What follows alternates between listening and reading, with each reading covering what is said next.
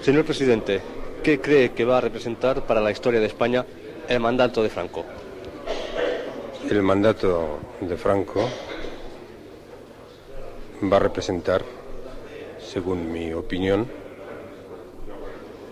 uno de los más brillantes periodos de la historia de España, sin duda alguna. Encontró un país subdesarrollado, en miseria, poca cultura, y dejó un país con todos los problemas, desde luego los hay, pero muchos derivados del fantástico desarrollo experimentado por nuestro país en estos últimos años de paz.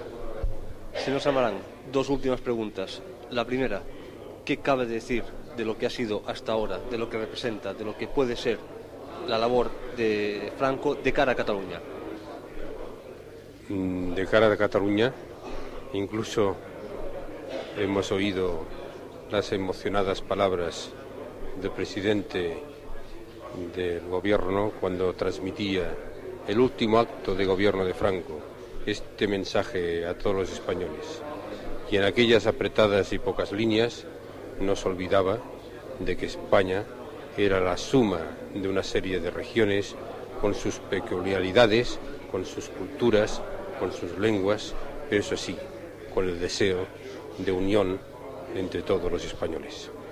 Ahora, hay algo que a mí también me gustaría decir en estos momentos. Yo conocí al jefe del Estado, a Francisco Franco, lo he visitado en numerosas ocasiones, pero muy especialmente cuando tuve el honor de estar al frente del deporte español.